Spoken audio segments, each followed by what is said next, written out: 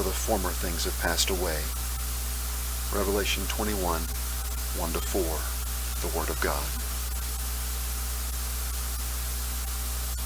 6:42 now, WCLU. Let's get some archiving going, shall we?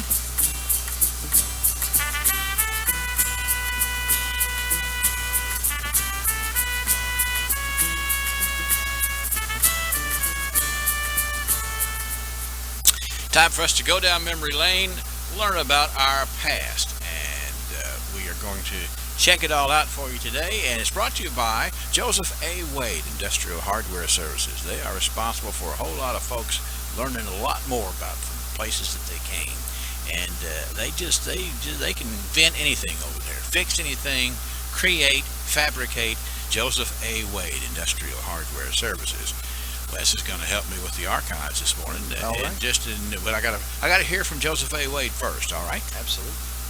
Want to make sure you're ready to hit the ground running this spring? Then be sure to get to Joseph A. Wade before the spring rush hits for hydraulic hose and cylinder repairs. You can trust the folks at Joseph A. Wade to perform top-notch work, so be sure and plan on having repairs and tune-ups completed so you don't miss a day on the job. It takes all the right parts and tools to do your job, so be sure you stay connected with Joseph A. Wade Industrial Hardware on Industrial Drive in Glasgow. Top-notch work, top-notch people.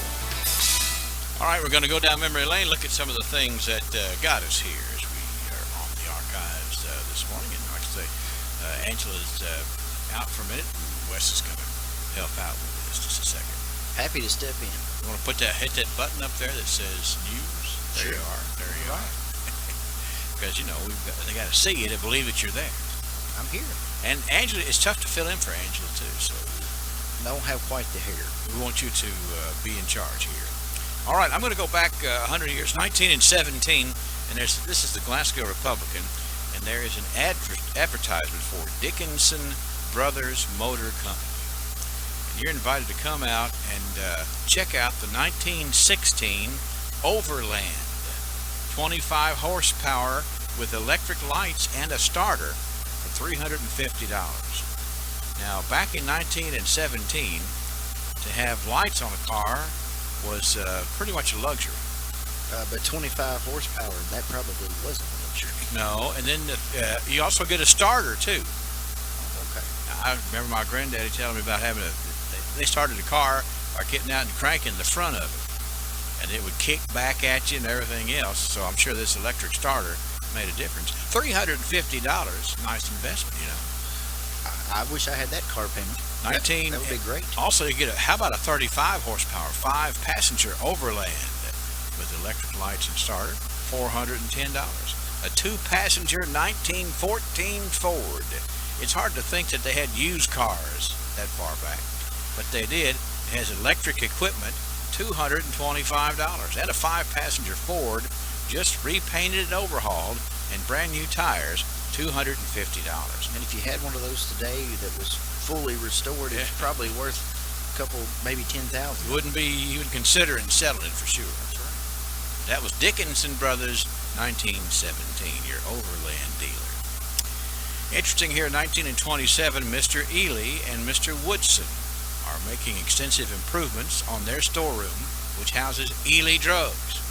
The staircase will be moved from the center of the room to the side, and the prescription room will be enlarged and better equipped, so that Ely Drugs will not only be good drugs, but better drugs. And they just did the same thing, 2 years ago? Made another improvement? That's right. Improvements, that's the way to the future right there. That was 1927. And I just can't mention the archives without mentioning the fact that we are all sad over the death of Mr. Kenneth Calvert, who for many, many, many, many years kept Ely Drugs in the forefront of the community. And we don't have arrangements yet, but certainly we're thinking about him and the family. Now let's move to 1937. Redford's store on Lewis Street was broken into last Friday night, and a quantity of goods was stolen. The robbers completely ransacked the store and carried away cigarettes, candy, and other items. What about that? Well, I mean, it sounds to me like they were going for something particular, maybe opening a concession stand or something. No estimate was given on the monetary amount stolen, but it reached several dollars, since 18 cartons of cigarettes were included in the loot. Wow, they cleaned the smokes out back there in 1937 at Redford's store on Lewis Street. All right, we've got 1947 here in the news of Mr. and Ms. Gates' trailer announcing the marriage of their daughter Ruth to Mr. George Bartley on Friday the 14th at the First Methodist Church, with Reverend J.W. Rayburn officiating at the single ring ceremony. Their attendants were Christine Traylor, sister of the bride, and Mr. William B. Cloyd. Immediately after the ceremony, the bride and groom left to spend the weekend in Nashville, and they are now making their home on East Main Street here. That's a complete story, isn't it? That is a full So they got married. Here's where they got married. Here's who married them. Here's who stood with them. Here's where they went, and here's where they are now. and here's where they were. That's right, an accurate story indeed in 1947. Got everything you need to know. That's like the equivalent of Facebook today. That's right. The About section. Mr. and Mrs. Gates Trailer Yes, sir. announcing the engagement of their daughter. All right, here we go in 1957. This is a story that's going to mean a lot to a whole lot of folks around here. A Glasgow High School teacher for the past 30 years was chosen as Teacher of the Year by members of the PTA yesterday. Now that's interesting, where the Parent Teachers Association chooses the Teacher of the Year, and this was Miss Lee Smith, who has been active in religious, civic, and educational circles, was so honored.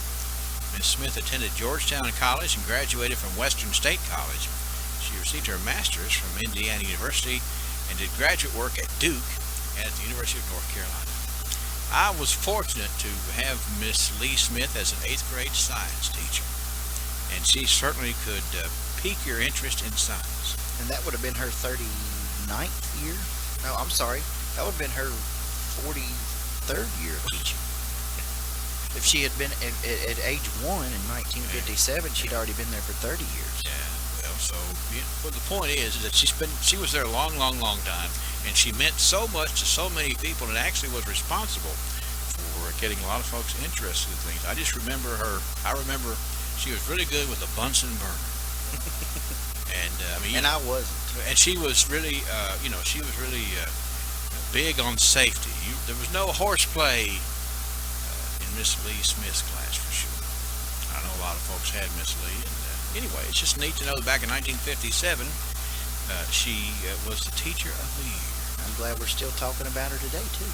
This is 1967. We have news from Trace Creek, which I'm not sure where that is. But anyway, they have news in Trace Creek in 1967. Mr. and Ms. Roy Eaton, Mrs. Kate Harwood were shopping in Scottsville. Mr. and Ms. Foster Doolin and family visited Mr. and Ms. Harvey Cherry and Roger Sunday.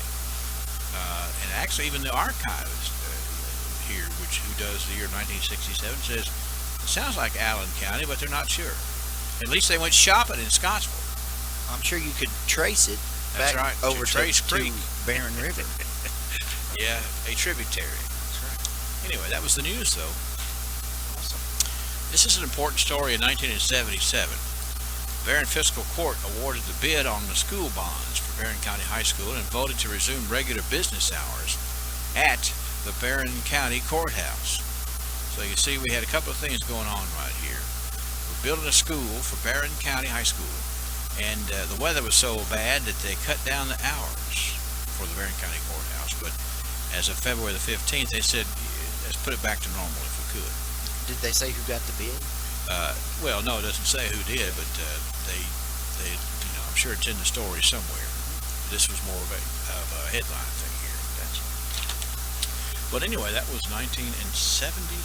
What a winter it was. We talked a lot about that on the archives this year, and school was out from the 9th of January until the 5th of February. That's a long time. That was a bad winter. 1987, this was the day that FFA Week was observed, and Barron County High School's chapter sweetheart was named Amanda Gillen. Amanda Gillen, congratulations. And Greg Lane was the club president of FFA. Certainly something to to be proud of that we have and has been going strong for a great number of years here, the FFA.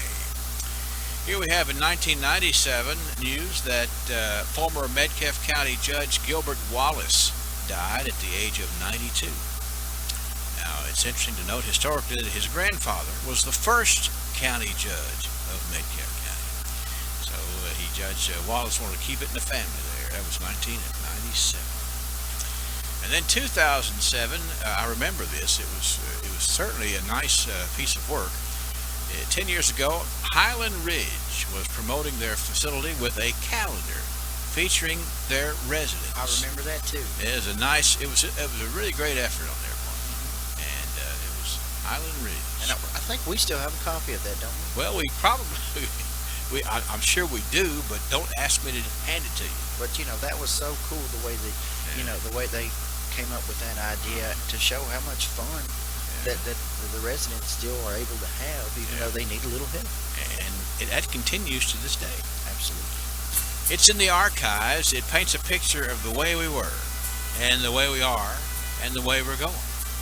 And it's brought to you by Joseph A. Wade Industrial Hardware Services, because history is made by the hard work that stands the test of time. And time rolls on, and we've got archival information for tomorrow that we'll be sharing for you as well.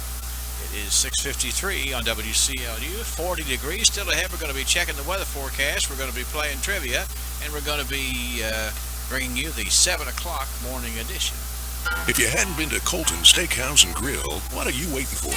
Okay, maybe you need a special reason. Well, here it is. Our sizzling signatures. There's the Hawaiian ribeye, marinated for 72